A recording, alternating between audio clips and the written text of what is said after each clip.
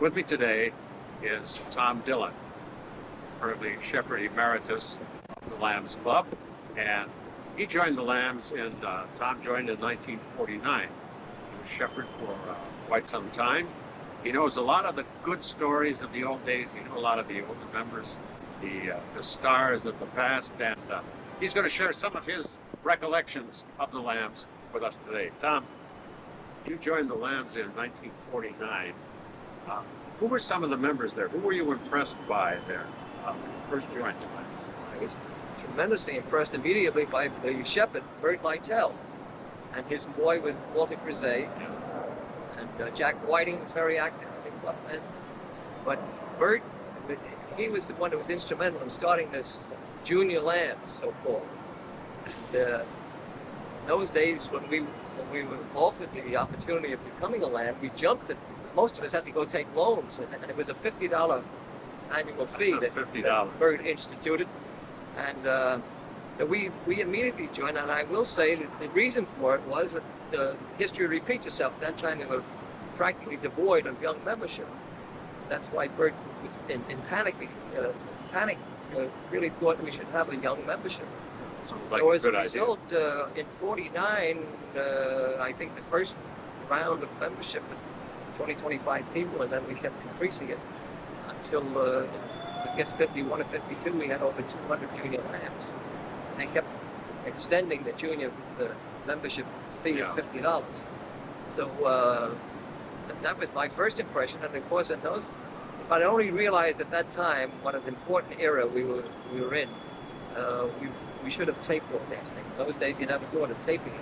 But, no. You know, just to go into the club at any given time, you saw the great stars of vaudeville, legitimate theater, radio, and the infancy of television. It was a very exciting era. It certainly was.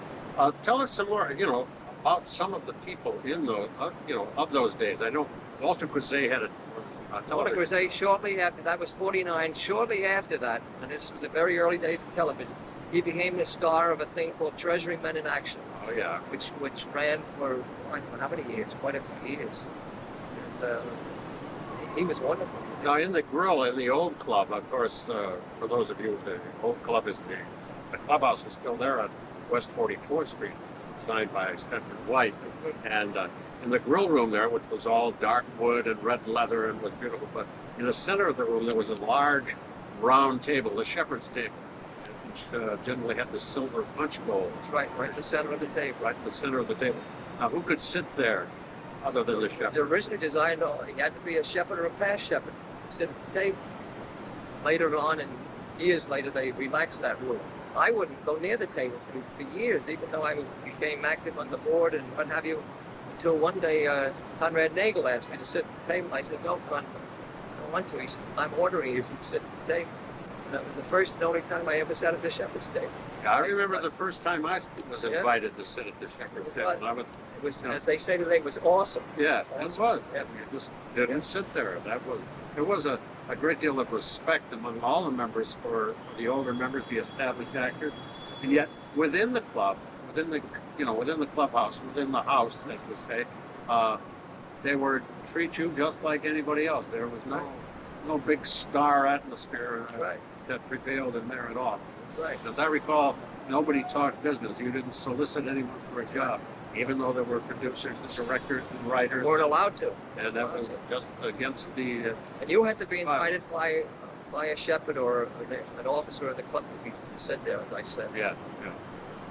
Who are some of the other members? Who was around? Well, who hung around? In those days, there were still enough shepherds living that at any given time you go in, you'd see Bert Lytell, you'd see Walter Grisey, you'd see William Gaxton, and he'd always have his buddy Victor Moore. Moore and Gaxton were famous, or Gaxton and Moore were famous. You'd see Martin Begley, you'd see Frank Thomas. Fred Waring was... I think Frank Thomas was shepherd when I joined. I joined in the 1960s. Yeah. And of course later on Harry Hirschfield. Yes. So, they had some very prominent people in theater, entertainment professional shepherds. Tell us some, I'd like to hear some stories that some of these other people told about the even earlier days. Things that happened in the bar room, things that happened in the pool room, things that happened in the clubhouse. Well, my favorite story, among my favorite stories, that concerned Bert Wheeler, which is probably not what you're asking. No, that's fine. Bert Wheeler. Bert Wheeler, I worked with him for 12 years, as you know. And there was a man named Harry Delmar, who we used to call him the poor man's Flo Ziegfeld. He had a thing years and years ago called Delmar's Revels. And he was quite successful, several years on Broadway. And Harry one time came into the club. Bert always stayed there when he was in between pictures.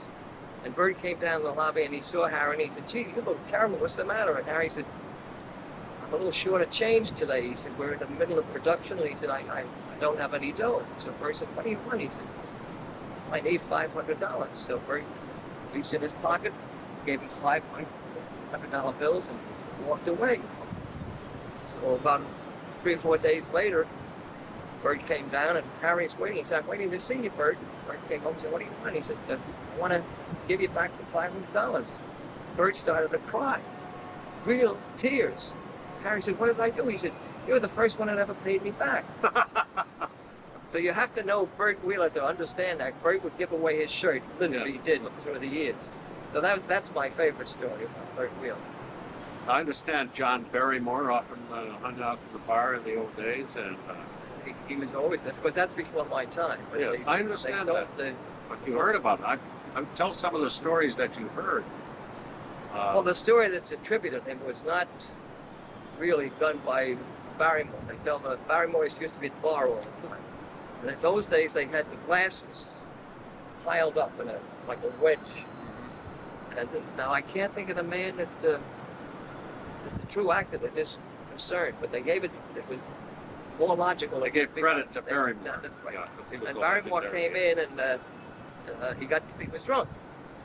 So in the process of drinking, he took his cane and he knocked off all the glasses.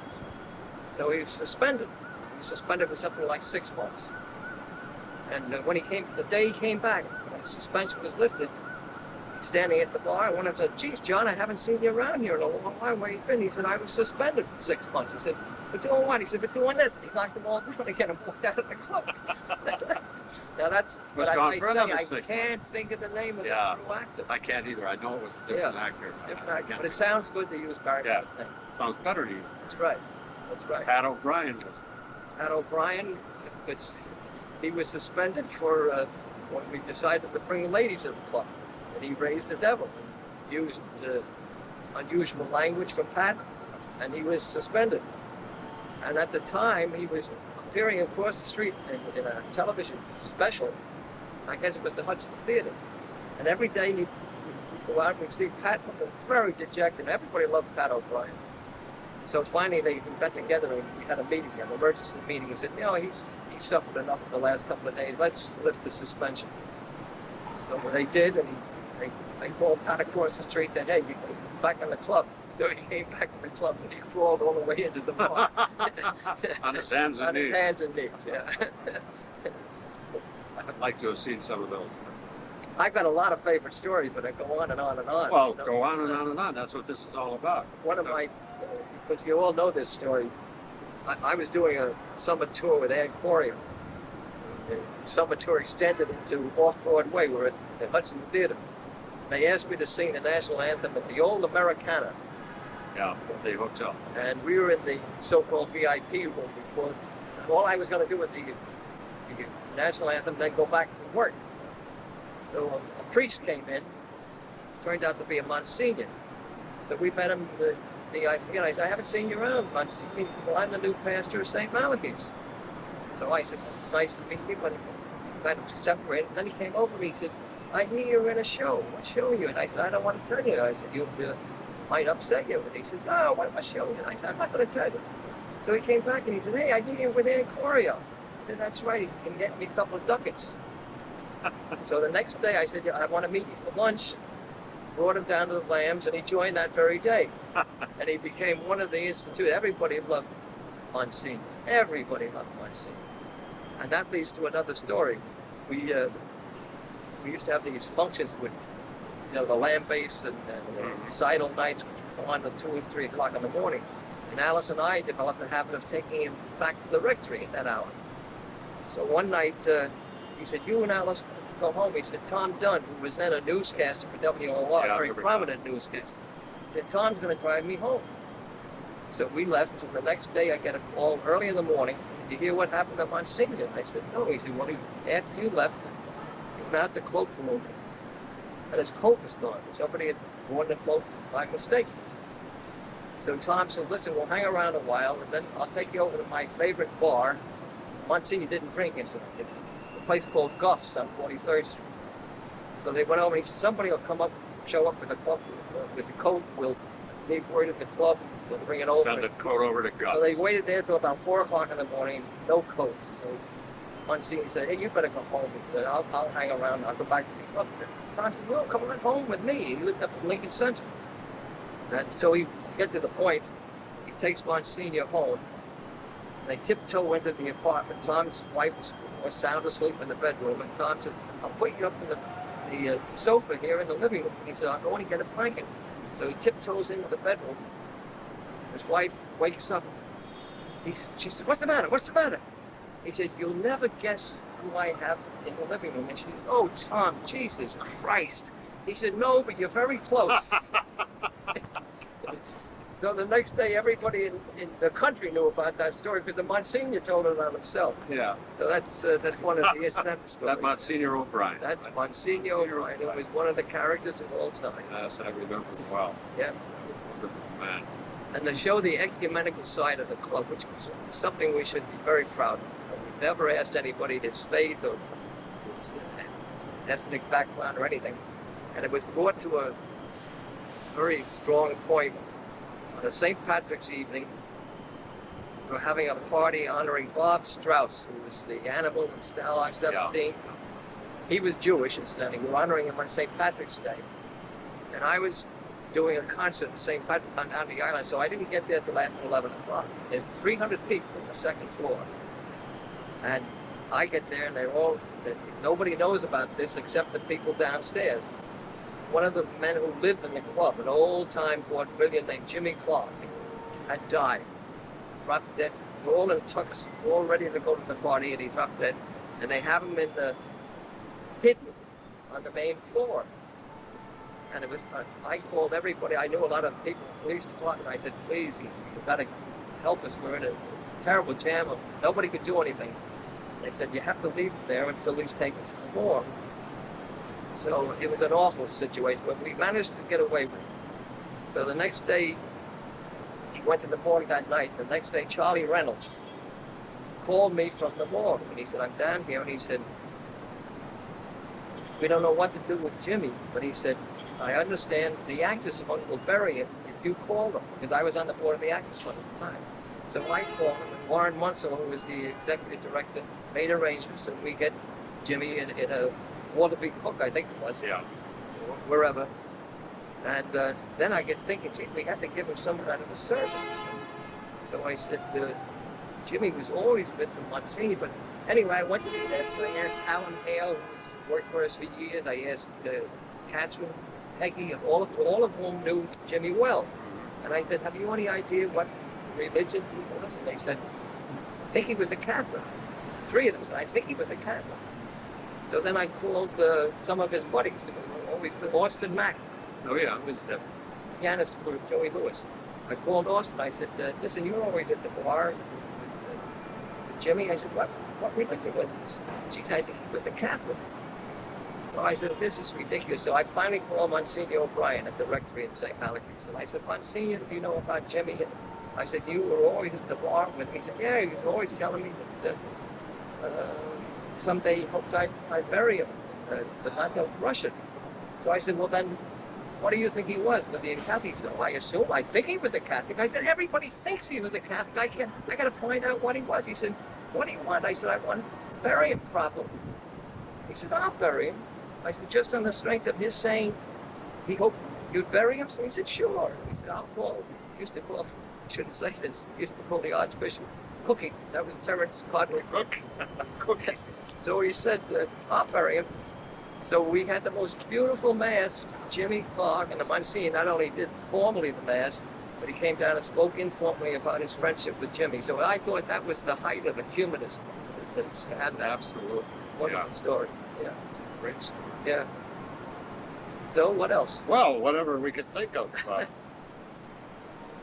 When did you become shepherd? What year was that? 1969. 69. Very sadly, I succeeded Jack Morgan, who had died in office. And, You were a boy at the time, I right? was boy at the Yeah. time. We've been elected in May, which was the annual election, and Jack died, I think, in September. You were shepherd for 17 17 years. 17 years. 17 easy, smooth sailing Oh, years. but absolutely. Everything was hunky-dory. I don't think this is probably not the time or the place to recount how we lost our clubhouse and wound up here at 3 West 51st, but No, I think the important thing is the club survived. and not only survived, it's probably in the best shape it's ever been in its history, believe it or not. The interesting thing is that thanks to you fellows, you brought in a lot of young members who were talented and gave them the opportunity of showcasing. And they don't have the old club to relate to as we old timers do. I know. And So they're on the gravy train, so to speak. They love it. They well should. It's a wonderful club. right. And I didn't coin it, but I always felt that the Lambs had a spirit that no other club that I've ever been to, even across. It's a wonder. I call it the Lamb spirit. Something that's an intangible I quality. think I've always had naturally, I've had a very strong feeling for it. I think it's, more than the players or the friars. And I love that old saying that, the players are gentlemen trying to be actors, and the friars are actors trying to be gentlemen. And got it wrong, but tell it straight. I think the Lambs are supposed to be actors trying to be gentlemen. The players are gentlemen trying to be actors, and the friars are trying to be both, and are neither. Yeah, the friars are neither trying to be both. That was the punchline. I started that off. Well, I'm glad you were here to straighten that out. I wouldn't want that to go down in the annals. One of the things, we used to have land base, and they were starting at 11 o'clock at night. And one time we were honoring Milton Berle, and Jack Berle was a very famous comedian. He did a thing on radio called Baron Munchausen in Cliff Wall, Baron Munchausen and Charlie. And Jack was sitting in the first row. And Jack had a reputation for being a little tight-fisted with his money. And Berle made a crack that night. He said, "Gee, we had a terrible tragedy here at the club this afternoon. Jack Berle left a 10-cent tip and the waiter dropped dead." Well, most people laughed, but Jack didn't. Jack did not laugh. Yeah. He never came back to the club, and he was a wonderful, wonderful. So that was one of the sad instances of the club. Yeah. And incidentally, Uncle Milty could do things like that. Uncle Milty joined the club, and I was doing his show, as a matter of fact, and Martin Beckley was the shepherd. So he came in and he said, Marty was working for an agency. He said, Berle would love to be a lamb, and he was blackballed years ago, which was a very sad thing that they had in club life, the blackball. Yes. Nobody knew who was doing it. And, anyway, Berle had been blackballed. So Marty said, "Would you co-sponsor Berle?" So I said, "Sure." He said, "I have to tell you, your buddy, Bert Barr, is going to be upset about it." So Marty, I talked to Bert, and I said, that's not right. So anyway, we put Berle up for membership, and Laura walked out. So I guess he was out for months. We were all upset about it because Bert was there every day. Yes, He was a delightful guy. So we, Bert Wheeler, a fellow named Maurice Barrett, who was our rabbi. Remember Maurice Barrett? Yeah. I guess that. John Feeney, the Irish tenor, and a fellow named Howard Jones, who was chairman of the board of Schaefer Beer. We all went over to the store club where Bert Barr hung out with his wife. He was always in the cup room. When we went over there, we went in his wife's in the cup room with Bert. Nobody else in the place. So we said, "You mind leaving? We want to talk to Bert." So we all talked to him like Dutch uncles. This is ridiculous. You love the Lambs, we love you. Berle hasn't been in the club since he joined. So anyway, he came back to the club. So that was another. He had to be persuaded. He just wanted to be persuaded. I want to make sure that everybody's still on. What else? Go on with it. What can I tell you? Oh, very large. They were very superstition for people in vaudeville, especially the comics. And one day I was sitting in the club. Now this is personal. I should really go into this. But I was sitting there having a cup of coffee late afternoon, and Bert said, "Hey Tommy, you doing anything tomorrow?" And I said, "No." He said, "They want me to do some kind of a commercial." And he said, "I can get you $50 a day." He said, "They want somebody to stand by." And he said, "I'd like somebody I know." I said, "Sure, I'm going." I had to be there at 7 o'clock in the morning, a place called MPO. I go over there and I open the door at 7 a.m. and I hear Bert yelling and screaming with young and Rubicam executives. And he's saying, "You don't know what you're doing. You'll have 100,000 calls if you put this silly fishing thing in. You're dead wrong. You don't know what you're doing." And he comes over and he says, "I'll be back, Tommy. You stay here." And he slams the door and out he goes. So about an hour later, he comes back with his own fishing gear. What they didn't know was Bert was an expert fisherman, and especially in regard to lake fishing. And the first thing, this was the potato chip commercial. Remember, you can't eat only one. You can, yeah, you can't eat it. And can't eat just one. you can't eat just one. And what the first scene was supposed to be a fishing scene on a lake, and they had deep sea equipment. That's what Bert. That's what he was all upset about. So the next thing you know, we did the first one. I think we shot 2 or 3 that day, and they had to have somebody take the potato chips out of the bag, and Bert's hands looked too old. So Bert said, "Use Tommy, he's only a kid." So the $50 a day grew a little. Yeah. Bert used to say, "This is our commercial, Tommy," and we did quite a few of them that year. And he was getting, well, I won't say what he was getting, but making a lot of money. Yeah. But he was so superstitious about it. One time he said, "Tommy, we're shooting Friday. We're shooting our commercial." Our. We always said our commercial.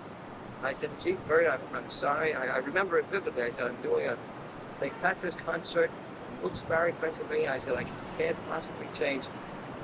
So I'll be right back. Goes out to the phone in the lobby of the Lambs, calls Young and Rubicam, said, "We can't do our commercial until Monday." He was that superstitious about it. Yeah, and he had enough clout to. Oh, absolutely. Insist on it. Sure Get did. it trained. I remember the Circus Saints and Sinners thing. That was involved. Oh, you in a did lot of some of them. Yeah, I did. a lot I did every month. Yeah, that was Les Kramer was. Kramer wrote all those. He was 4'11" and weighed over 300 pounds, and he had a brilliant mind. He wrote all the scripts. And we met at the Waldorf once a month. It's what we honored a man we called the Fall Guy. Yeah. And we had some very interesting fall guys. Certainly did. MacArthur, Harry Truman, you name it. We ran every Very 4 or big 5 times a year. We go to Washington. Twice a year we go to Baltimore. And we were going up to Connecticut. We went up to Connecticut a couple of 7 times. times. Yeah. Yeah. Did something. You think of the people we took with us. Harry Hirschfield would be with us. Harry was a great shepherd. Great shepherd. You know, he was in his 80s, but he had a brilliant mind. And he could sure tell stories. Oh, but he tells stories. It's a funny experience I had with Harry. Ray Heatherton had a sort of a certain Saints and Sinners out in Roosevelt Field. He used to do one once a month. And he asked me one time, he said, "Could you possibly bring Harry Hirschfield?"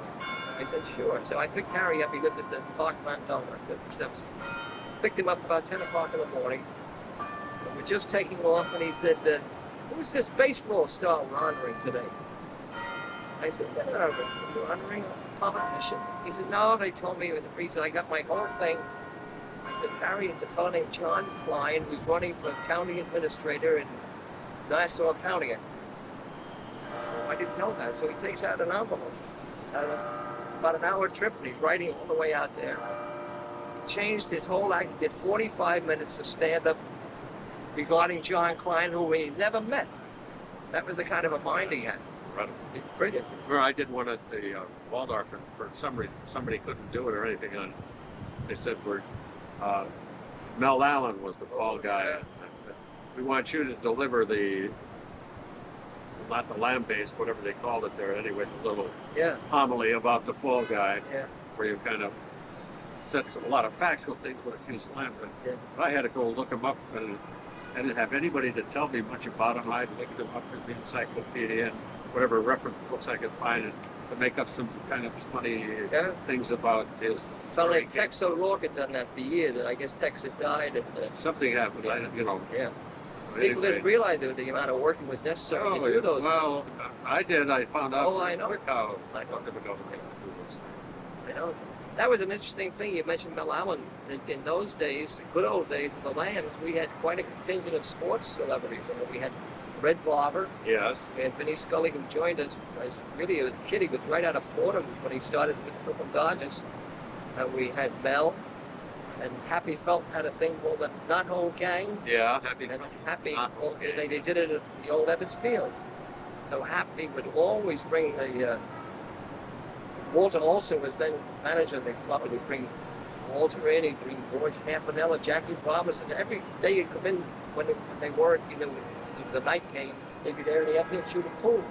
It was a fascinating era. Did you ever get to meet like Fritzy Lowe and some of the big people? Sure. Lowe left us.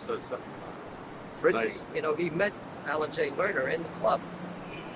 They became friends, and somebody introduced them there. I don't know the story about it. And it was interesting because Fritzy he was playing piano any place that he could get a job.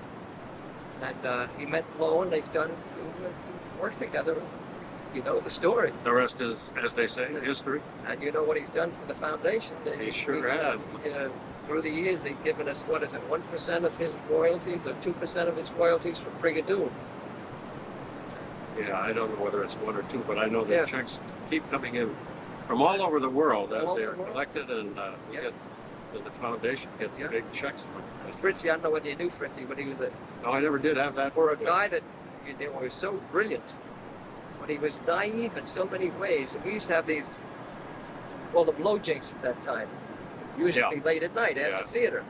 And one night, we used to have a pianist named Eddie Weber, and Eddie must have been sick or working, and he wasn't there, so they asked Fritzy if he played piano, and he wasn't good at winging.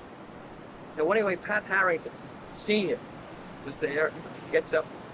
So Fritzy got away with it. What key, and he got away with this, and Pat finally says, "Take me off," which is an old vaudeville tune. Yeah. Fritzy gets up from the piano and walks in.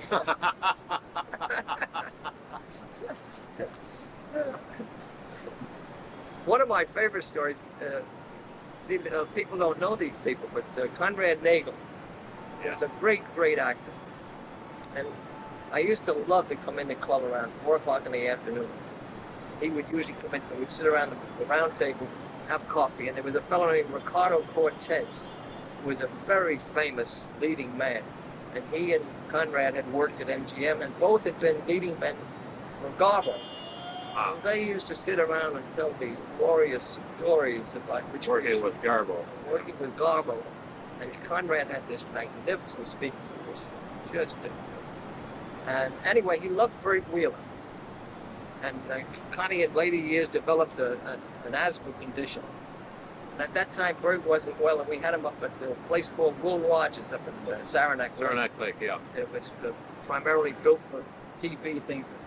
Later on, they went to Embassy. Anyway, Bert used to go up there, and just getting there would help. Just some inexplainable thing about the air up there that would help people. Whatever. If you went up there, you just felt as if you were cleansed throughout your whole body. So anyway, Connie, I used to go up to shows with Bert when he was in the hospital. And Connie Nagel loved to go up there. But he would always call and say, "Am I keeping anybody out of the bed? Because I just want to go up and get some of that air." So one time, I was going up to do a show with Bert, and the doctor asked me to come up to this show. His name was Evasion, Dr. Evasion. He was a great research doctor. So he said, "We're having a medical convention," and he said, "If you come up there and do the act with Bert," he said, "I'd be very grateful to you." So I said, "Well, I have to get an accompanist." And so I called the guy that was doing my arranging, a fellow named Joe Berman. And Joe was a typical New York piano player. Great, great musician. But his idea of a vacation was to go to Max Sazman's Stage Delicatessen and have a pastrami on rye. That was a vacation. He always had a big cigar in his mouth. So I called Joe, and he said, "I love Wheeler, I'll go up there." And he said, "I have a new station wagon, I'll take you up." So I told Connie we were going up. And he said, "Well, I don't want to impose, I won't come up." But he said, "Give Blue Eyes." He always called Bert Blue Eyes. Yeah.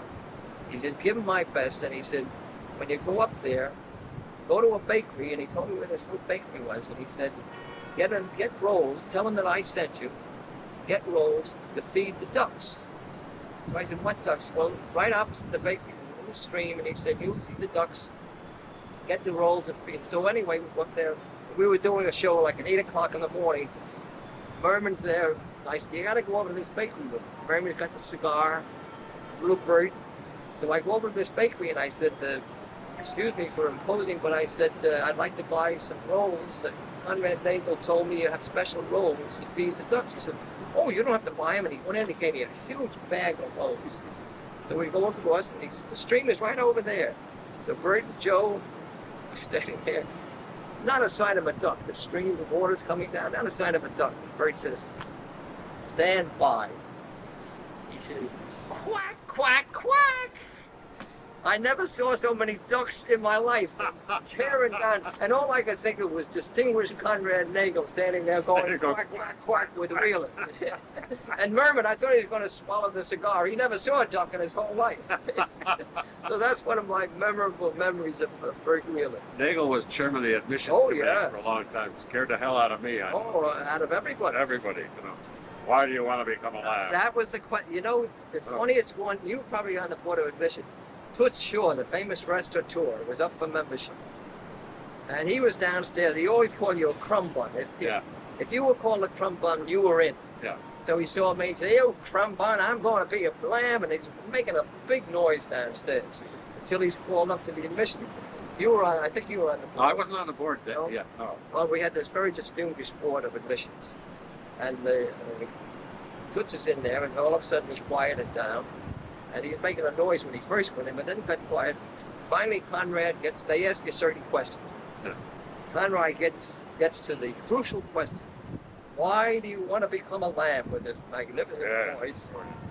And Toots turned the worst color of gray I have ever seen in my life and didn't even remember his own name. Had no idea but we put him in anyway. And another thing, when Toots came in, we had a fellow named Willie Mosconi, who was the world's billiard champion. I guess he was pool as well as billiard champion. Yeah.